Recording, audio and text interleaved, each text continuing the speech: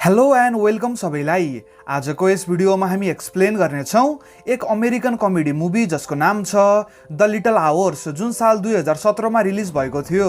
मुभीको सुरुमा हामी सिस्टर फर्नान्डालाई देख्छौँ, जो आफूसँगै एउटा गधालाई लिएर चर्चतर्फ जाँदै थिए। चर्च पुगेपछि उसको भेट सिस्टर जेनेब्रासँग हुन्छ।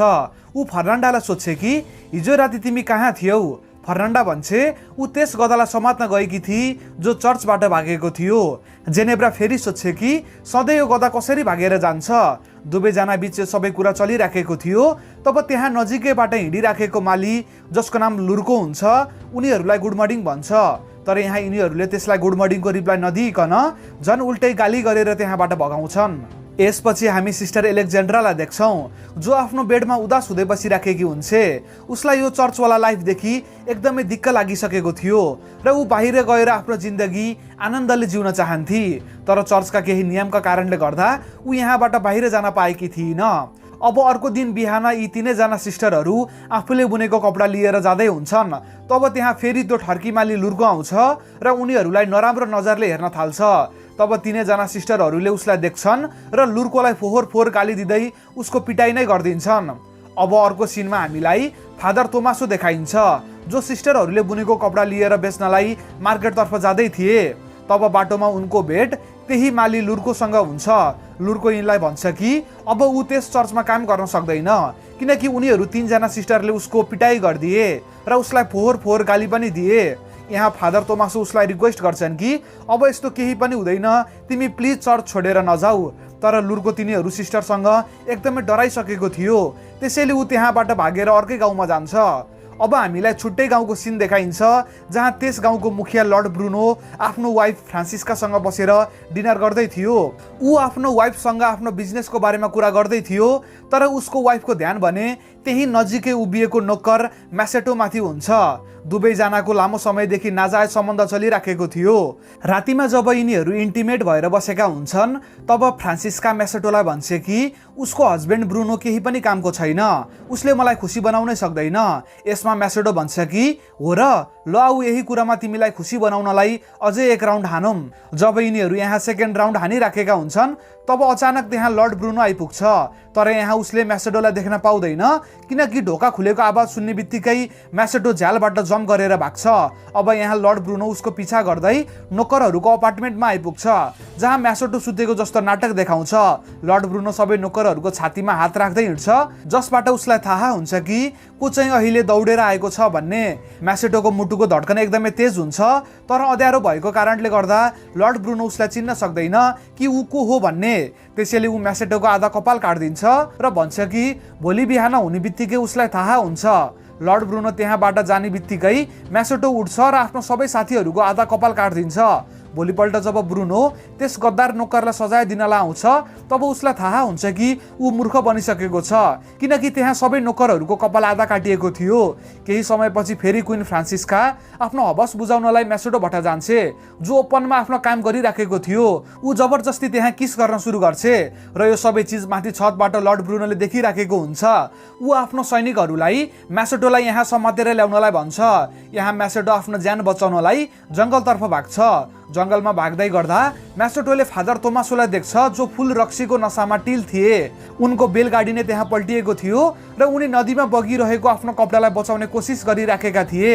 म्यासेटो यहाँ तोमासोलाई सहयोग गर्छ, जसबाट इम्प्रेस भएर फादर तोमासो उसलाई आफूसँगै चर्चमा लैजान्छन्।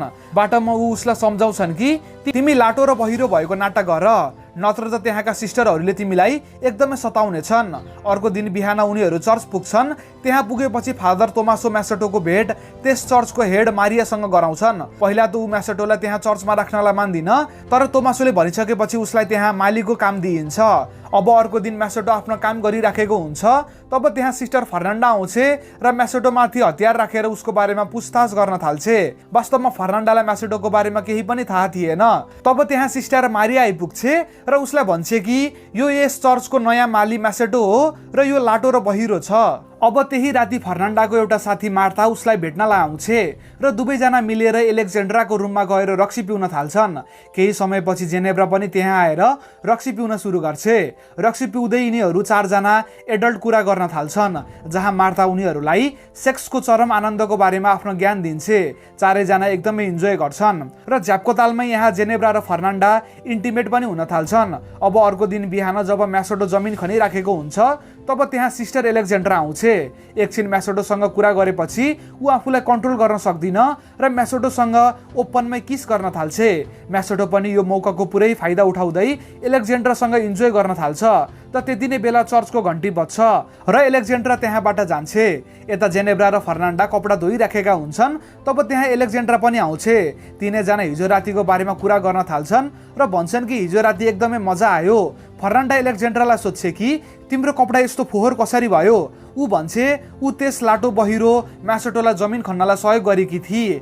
यो सुनेर जेनेब्रा र फर्नान्डालाई विश्वास हुँदैन, किनकि कहिले पनि उनीहरूले एलेक्जेन्ड्राले काम गरेको देखेका थिएनन्। अब एक दिन जेनेब्रा फर्नान्डा र उसको साथी मार्तालाई जङ्गलतर्फ जाँदै गरेको देख्छे।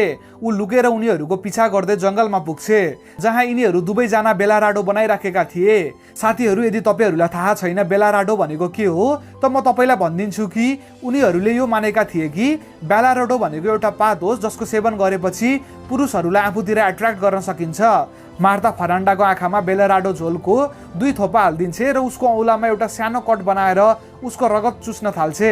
यो सबै चिज झाडी पछाडि लुकेर जेनेब्राले हेरिराखेकी थिए। यसपछि फर्नान्डा र मार्था म्यासोडोको रुमभित्र जान्छन्, जहाँ म्यासोडो आनन्दले सुतिराखेको थियो। यसपछि हामीले यी तीनजना बीचको कार्यक्रम देख्छौँ। मार्था र फर्नान्डा आफ्नो हवस बुझाउन थाल्छन् र यहाँ म्यासोडो पनि आनन्दले मजा लिइराखेको हुन्छ। आफ्नो प्यास बुझाएपछि उनीहरू यहाँबाट जान्छन्। अब अर्को दिन बिस्कप जो त्यस राज्यको चर्चहरूको हेड थियो, ऊ यिनीहरूको चर्चको इन्भेस्टिगेसन गर्नलाई त्यहाँ आउँछ। तोमासो र मारिया दुवैजना यिनलाई चर्च घुमाउनलाई लैजान्छन्। यहाँ मौकाको फाइदा उठाएर म्यासोडो एलेक्जेन्ड्राको रुममा आउँछ र उसँग घपाघप गर्न थाल्छ। यसै बेला यस रुममा एउटा बुढी महिला आउँछे। यो देख्ने बित्तिकै एलेक्जेन्ड्रा फटाफट आफ्नो कपडा मिलाएर त्यस बुढी महिलालाई सहयोग गर्न थाल्छे र म्यासोडो त्यहाँ पलङ मुनि लुक्छ। दुवैजनाको लक एकदमै राम्रो हुन्छ, त्यसैले यो बुढी बहिरी महिलाले उनीहरूलाई रमाइलो गरेको देखेकी थिइन। यसपछि म्यासोडो त्यहाँबाट भाग्छ र यता अर्कोतिर जेनेब्रा पनि बेलाराडो बनाउन थाल्छे। ऊ त्यसलाई आँखामा हाल्नको सट्टा पिउँछे, जसले गर्दा उसको दिमाग घुम्न थाल्छ। यसपछि ऊ आफ्नो हातमा सानो कट लगाएर त्यहाँबाट आएको रगत आफ्नो गालामा दल्छे। यता एलेक्जेन्ड्रा फेरि म्यासोडोको रुममा आउँछे र सोध्छे कि उसले झुट किन बोल्यो कि ऊ लाटो बहिरो छ भनेर। यतिकैमा त्यहाँ जेनेब्रा आउँछे। यो देखेर एलेक्जेन्ड्रा त्यहाँ एउटा कुनामा लुक्छे। बेलाराडोको झ्यापको तालमा जेनेब्रा रुममा पस्ने बित्तिकै म्यासोडोलाई किस गर्न सुरु गर्छे। तब त्यहाँ उसले फर्नान्डा आएको आवाज सुन्छे, त्यसैले ऊ पनि त्यही रुमको एउटा कुनामा लुक्नलाई जान्छे, जहाँ उसको भेट एलेक्जेन्ड्रासँग हुन्छ। दुवैजना एकअर्कालाई देखेर एकदमै आश्चर्य मान्छन् र यसपछि फेरि यहाँ फर्नान्डा आउँछे र म्यासोडोमाथि चक्कु राखेर उसलाई किडन्याप गरेर जङ्गलतर्फ लैजान्छे। एलेक्जेन्ड्रा र जेनेब्रा पनि उनीहरूको पिछा गर्दै जङ्गलभित्र पुग्छन्। यहाँ यिनीहरूले यस्तो चिज देख्छन् जसलाई देखेर यिनीहरूको होस नै उठ्छ। उनीहरूले देख्छन् कि जङ्गलभित्र एकदमै धेरै नाङ्गै चुडेलहरू आगो बालेर वरिपरि घुमिराखेका हुन्छन् र त्यही नजिकै रसीले बाँधिएको हालतमा म्यासोडो पनि हुन्छ। यो देखेर दुवैजनालाई थाहा हुन्छ कि फर्नान्डा र मार्था म्यासोडोको बलि चढाउन लागेका छन्। मार्था म्यासोडोलाई मार्नको लागि अगाडि बढ्छे। तब जेनेब्रा आउँछे र त्यहाँ चुडेलहरूलाई मार्न थाल्छे। मार्था जेनेब्रालाई शान्त बनाउने कोसिस गर्छे, तर नसाको हालतमा जेनेब्रा उसको टाउकोमा नजिकैको लौरीले हानिदिन्छे, जसकारण ऊ त्यही बेहोस भएर लड्छे। यसपछि एलेक्जेन्ड्रा पनि त्यहाँ आउँछे र म्यासोडोको हत्या हुनबाट उसलाई रोक्छे। यसै बेला म्यासोडो सबैलाई आफ्नो रियालिटी भनिदिन्छ कि ऊ लाटो बहिरो छैन। रगतमा लतपतिएको जेनेब्रा भाग्दै चर्चमा आइपुग्छे र ऊ कराउँदै सबैलाई जम्मा बनाउँछे। कराएको आवाज सुनेपछि बिस्कप उठ्छ। जेनेब्रा बिस्कपलाई भन्छ कि फर्नान्डा एक डायन हो र त्यति नै बेला त्यहाँ फर्नान्डा, एलेक्जेन्ड्रा र म्यासोडो पनि आइपुग्छन्। यसपछि बिस्कप मारियालाई बाहिर बोलाउँछ, तर त्यहाँ मारियाको रुमबाट फादर तोमासो पनि बाहिर निस्किन्छन्, जसलाई देखेर त्यहाँ सबैजना एकदमै आश्चर्यचकित हुन्छन्। अब अर्को दिन बिहान बिस्कप सबैलाई सजाय सुनाउँछ। ऊ फादर तोमासोलाई एउटा मङ्क बनाएर अर्कै चर्चमा ट्रान्सफर गरिदिन्छ, जहाँ सिर्फ पुरुष मात्रै हुन्छन् र म्यासाटोलाई सजायको स्वरूप चाहिँ जहाँबाट ऊ पहिला भागेर आएको थियो त्यही लर्ड ब्रुनोको हातमा दिइन्छ, जहाँ ऊ म्यासाटोलाई एउटा कालकोठरीमा बन्द गरिदिन्छ। अब यहाँ यी तीनजना सिस्टरहरू एक आपसमा गलत बिहेभियर गरेकोमा माफी माग्दै हुन्छन्। यिनीहरूलाई अब म्यासाटोको एकदमै चिन्ता लागेको थियो। यता कालकोठरीमा म्यासाटो आफ्नो सजाय काटिराखेको हुन्छ। तब त्यहाँ अचानक एउटा कछुवा आउँछ जसको ढाडमा मैनबत्ती बलिरहेको थियो। वास्तवमा त्यो कछुवालाई त्यहाँ तीनजना सिस्टरहरूले पठाएका थिए सैनिकको ध्यान हटाउनको लागि। जसरी नै सैनिकहरू त्यस कछुवाको पछाडि जान्छन् तब सिस्टरहरू त्यहाँ आएर म्यासाटोलाई आफ्नो जस्तै कपडा लगाइदिएर त्यहाँबाट लैजान्छन् र जेनेब्रा म्यासाटोको सट्टा त्यहाँ एउटा पुतला जेलमा राखिदिन्छे, जसकारण सैनिकलाई लाग्छ कि त्यो म्यासाटो नै हो। यसपछि चारैजना एकदमै खुसी हुँदै जङ्गलतर्फ भाग्छन्। यता अर्कोतिर मारियाको भेट जङ्गलमा हिँडिराखेको फादर तोमासोसँग हुन्छ। दुवैजना एकअर्कालाई देखेर एकदमै खुसी हुन्छन् र हाँस्दै किस गर्न थाल्छन् र यसरी नै यो मुभी यही समाप्त हुन्छ। साथीहरू, यो थियो द लिटिल आवर्स मुभीको एक्सप्लेनेसन र आजको एक्सप्लेनेसन तपाईँहरूलाई कस्तो लाग्यो तल कमेन्टमा लेखिदिनु होला। र भिडियो त तपाईँहरू सबैले हेर्नुहुन्छ, तर सब्सक्राइब भने एकदमै कमले मात्रै गर्नुभएको छ। प्लिज हाम्रो च्यानललाई सब्सक्राइब गरेर सपोर्ट गरिदिनु होला। म आउने दिनहरूमा अझै यो भन्दा नि राम्रो कन्टेन्टहरू बनाएर ल्याउने छु। त्यतिन्जेलको लागि गुड बाई।